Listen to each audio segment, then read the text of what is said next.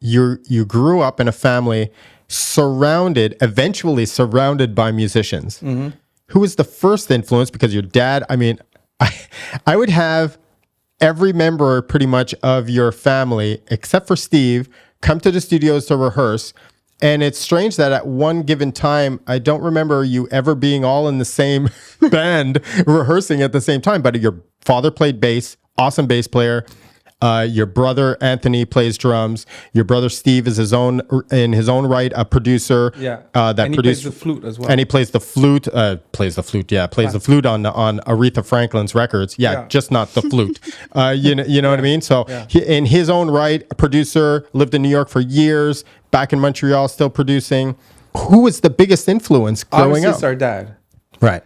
But for me, growing up, watching my big brother Steve just like lead the way, and just like looking at his hustle and looking at his drive really impacted me. And I'm about to get a little emotional here. When he moved out, that was a turning point for me. For me, it was like, I'm the man of the house. You know, kind of like I have to be my own man now. Right. I sobbed when he left because he took a Greyhound to New York. And my mom was like, he's going to be all right. He's going to be all right. I'm like, I lost my big brother. He's gone. He's gone. So I sobbed in the car. And for me, that was a big turning point because it made me like really like step up and like, you know, I got to follow in his footsteps. He like followed his dreams. And I did the same thing in 2008. That's when I stepped up and I decided to make the same move, basically. And just like, Mom, I'm leaving. I'm going to LA. Right. And she was like, you know, I know you're going to be fine. My mom had confidence in me because she knew I had that drive as well. But back up a sec. Your bro left. So Steve left. And how long was he gone for? Like, he was gone. That was it. He was gone. Like and next chapter. Yeah. And so eventually, so you're playing bars, you're playing Jello Bar, you're playing Piano Rouge, you're playing, you know, so you're playing every bar there is in town that accepts R&B, funk, or whatever genre, you know, it's like you. So at one point, you're getting calls to do all of these gigs. You're still studying in school. Are you working? Do you have a part-time job? Yeah, HMV. Really? My dream job. I worked there too. You did? Once upon a time. That too. I worked at Fairview Point Claire. Fairview? Yeah. I used to go there. That's where I'm from. I live in Pierrefonds. Did we cross paths? We probably crossed paths. Well, hold on, because I worked in a record store too, so we all did vinyl at one point in our lives.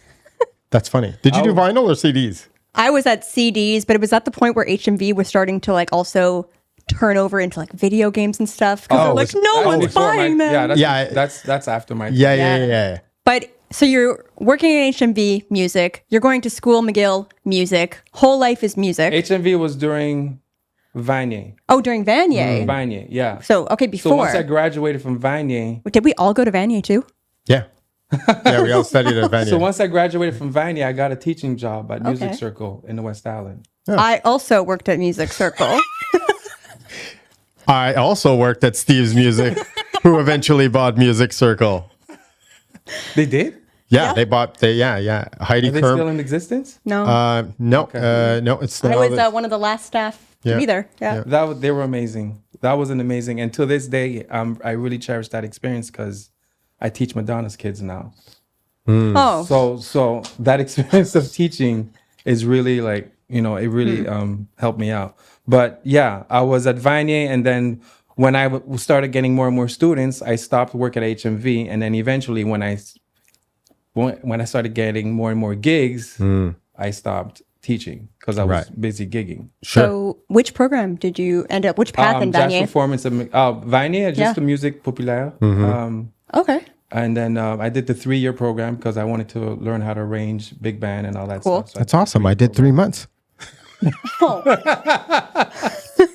Then I started working at Season, moved to New York. But yeah, so you're able to like actually start something and finish it. That's good. You know, I'm curious. I was asking Albert this because I mean, your whole life has been music. You come from a huge family of musicians. Was there ever a chance that you were going to do anything else, or was this destiny? I really decided I was going to pursue music. I think I was maybe 16. Okay. But at the time, I thought I was going to become a music therapist. Oh. So my mom was like, "Oh, that's a good job for you."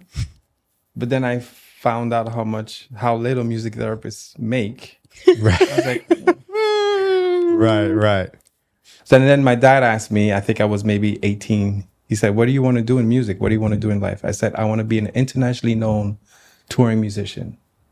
Those were the exact words that came out. Somebody manifested that. Yeah. Manifested it. Seriously. That has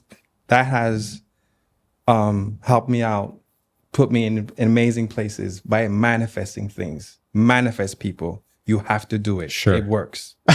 I still do it to this day. Because most people would think going into a music career, money is not exactly the first thing you think of when you think Right. of music, unless you have aspirations of being a rock star. And you know, for most of us, what are the chances of that happening? Yeah. Of playing with, you know, people that we've admired and listened to, you know, it's like all our lives. But at the same time, I already knew that if I was going to pursue a career in music, I had to have the passion for music first, of playing music, because it's something I told my little brother when he decided that he was going to pursue music. I said, your passion for music is what's going to drive you. Yep. Because it's going to be ups and downs. Your career is going to have high and lows, and you know, money wise and everything. But the one thing that's going to keep you going is your passion for music. So as long as you have that, you're going to keep going.